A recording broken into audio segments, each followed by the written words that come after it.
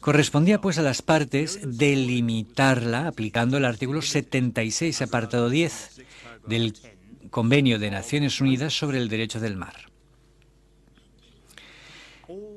El Perú no pide otra cosa, señor presidente, señorías. Lo único que pide es que se confirme que él también tiene derecho a una plataforma continental que se extienda realmente hasta 200 millas marinas de sus costas. Y que a diferencia de Noruega, en el caso del Package Deal de 2010 con Rusia, Perú no ha renunciado a sus derechos soberanos en la columna de agua sobreyacente y pide que eso también se confirme.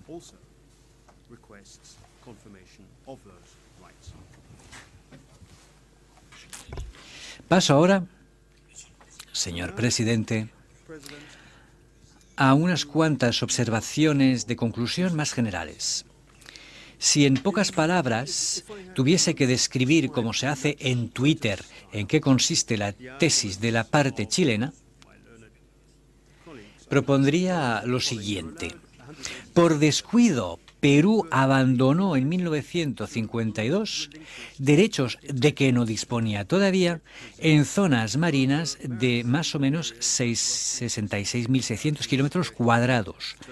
Aun cuando ningún acuerdo de delimitación ulterior hubiese sido concluido entre los dos países, hoy no puede reivindicar los derechos en cuestión. Fin de este tuit.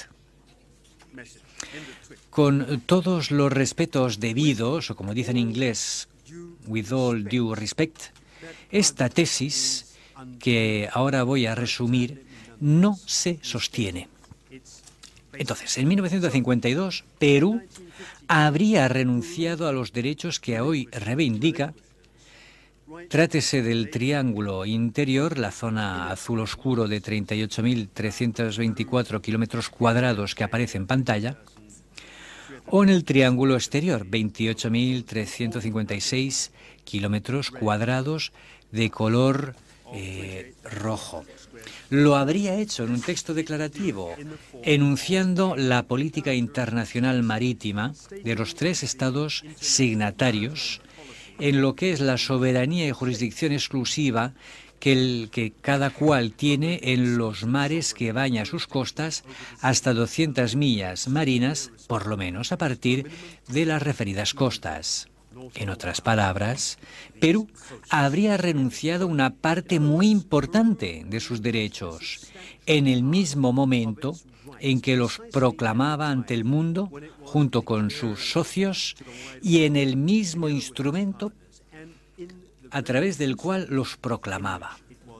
Un instrumento que, dicho sea de paso, no dice nada sobre los límites laterales de esta zona marítima, ni siquiera en su punto 4, en el que los tres estados especifican el límite de la extensión de la jurisdicción a la que pueden pretender los territorios insulares.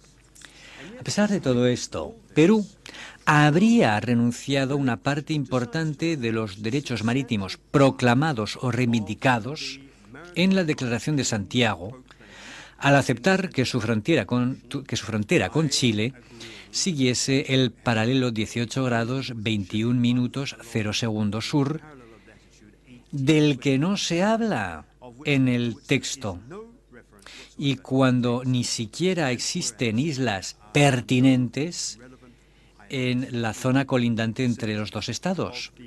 Ya sé que Chile se inventó algunas islas en su dúplica, pero esto no es un argumento serio, señor presidente. Como lo ha demostrado el profesor Van Loo esta mañana, estas islitas no pueden, bajo ningún concepto, tener un efecto en la delimitación. Además, de haberse tenido en cuenta estas islas costeras en el momento de la redacción de la declaración, hubiese sido absurdo prever una disposición diferente en caso de presencia de islas o grupos de islas. Hubiese bastado plantear el principio de fronteras siguiendo los paralelos que se habría aplicado en el sur, en la frontera con Chile, o en el norte, en la frontera con Ecuador. Fue solo a insistencia del delegado de Ecuador que el punto 4 da una precisión acerca de la extensión del título, del entitlement, de los territorios insulares hacia una zona de 200 millas. Y solo se pensaba en aquel entonces en las islas de Ecuador y probablemente, por lo esencial, los Galápagos, en el caso en que la zona reivindicada hubiese sido extendida más allá de las 200 millas. Pero esta comprobación pone de relieve otra incoherencia de la causa chilena. Si se precisa que en el caso de los territorios insulares, y cito, la zona marítima de la isla o del grupo de islas en cuestión se limitará por el paralelo que pasa por el punto en que desemboca en mar la frontera terrestre de los estados en causa. ¿No será porque, a contrario, las zonas marítimas generadas por las masas terrestres de los estados no son o no se limitan a través de paralelos, sino que en su caso hay que dar efecto a la proclamación del punto 2. Ya que estoy hablando de este aspecto, quiero resaltar otra confusión en la interpretación que está dando Chile del punto 4 de la declaración.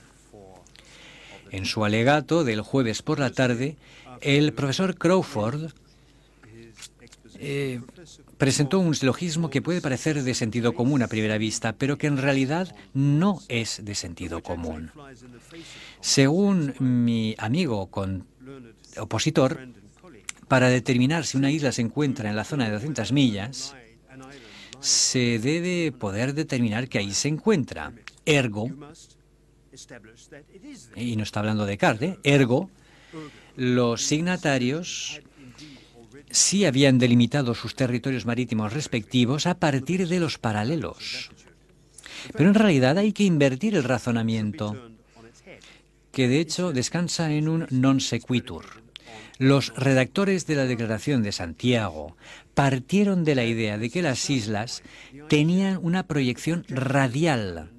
Lo ha dicho y lo admite el señor Crawford, pero deduce de ello que había que combinar esta proyección radial con la proyección frontal de la costa. Esto es una pura petición de principio, porque en toda lógica, y los latinoamericanos en general son más cartesianos que mi estimado contradictor, digo que lógicamente es al revés, porque lo que se quería era conseguir una delimitación de los espacios marítimos generados por las islas que fuera distinto del que sería utilizado para las proyecciones de las costas de los estados, y por ese motivo se ha incluido un punto 4. Esa es la interpretación, y es la única interpretación que le permite dar al punto 4 el efecto útil que perseguía, con razón, el profesor Crawford, pero desgraciadamente sin encontrarlo. Y de ello se deduce que, sin proceder a ninguna delimitación, los signatarios de la declaración contemplaban que la delimitación de la zona marítima o las zonas marítimas generadas por las islas se haría en función de los paralelos de latitud, por contraste, por oposición al método que se adoptaría para otras delimitaciones. El texto no deja lugar a duda, señor presidente, pero bueno, para responder a las vigorosas admonestaciones de mi amigo Luigi Condorelli y para rendir homenaje, como se lo merecen, a los artículos 31 y 32 de la Convención de Viena del 69, preciso que el contexto, si no contradice estas comprobaciones, sí refuerza la impresión muy neta que se desprende del texto. No estamos en presencia de un acuerdo de delimitación, sino de un manifiesto, una proclamación de política que pretenderán seguir los signatarios de cara al resto del mundo, con miras, y como lo explica muy bien el preámbulo, que ahora cito, con miras a velar por la conservación y la protección de los recursos naturales y reglamentar su utilización con el fin que sus países lo puedan aprovechar al máximo e impedir que una explotación de dichos bienes ponga en peligro la existencia, la integridad y la conservación de los referidos recursos en detrimento de los pueblos que por su situación geográfica poseen en sus mares medios de subsistencia irreemplazables y recursos económicos para ellos vitales. Y sigue el preámbulo. Por ese motivo, los gobiernos de Chile, Ecuador y Perú, decididos a conservar y garantizar a sus pueblos respectivos los recursos naturales de las zonas marítimas que bañan sus costas, formulan la Declaración de Santiago. Y se entiende en estas condiciones por qué los signatarios de la declaración, que estaban escribiendo historia con H mayúscula, y esto no es poca cosa, decía James Crawford, no se preocuparon por los detalles de la delimitación de las zonas en que estaban proclamando su soberanía y jurisdicción exclusivas. ¿A través de un tratado trilateral? Pues quizás, pero en todo caso, sí a través de una declaración solemne dirigida al mundo entero. Dicho esto, y para que queden muy claras las cosas, señor presidente, lo repito, no cuestionamos el que la declaración hoy deba ser considerada como un tratado. El profesor Dupuy, otro opositor y amigo, se ha esmerado mucho en vano para demostrarlo, porque en realidad estamos de acuerdo. Pero sí, sigo pensando que sus autores no estaban convencidos de que esto iba a ser un tratado y tampoco importaba mucho, porque lo importante era hacer constar un acto unilateral colectivo.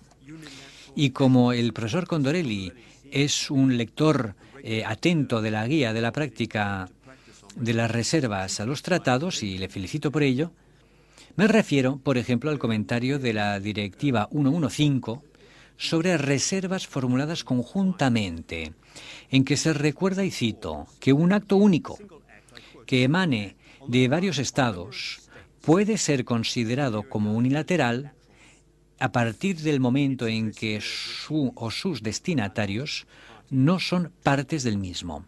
Fin de cita. En este caso, los tres signatarios pretendían establecer, al hilo de las proclamaciones Truman y decretos chileno y peruano del 47, su política común con miras a la conservación y explotación de sus recursos naturales frente al resto del mundo. Solo más tarde, cuando se dieron cuenta del partido que podían sacar de la declaración en el marco de la tercera conferencia de Naciones Unidas sobre el derecho del mar, solo entonces, el 3 de diciembre de 1973, el mismo día de la inauguración de la conferencia, registraron su declaración ante el secretario general de Naciones Unidas, más de 20 años después de haberla firmado. Claro, esto no impide que la declaración sea un tratado. Lo es. Lo vuelvo a decir, y de esta forma le evito a Pierre-Marie Dupuy otro alegato inútil. Es tratado, pero lo que no es un acuerdo, no es un acuerdo de delimitaciones. Uno no espera 21 años para registrar un acuerdo de fronteras ante Naciones Unidas. Y cuando uno quiere delimitar una frontera marítima o terrestre a través de un tratado, no se dice en el preámbulo del instrumento una serie de objetivos que nada tienen que ver con la delimitación en cuestión.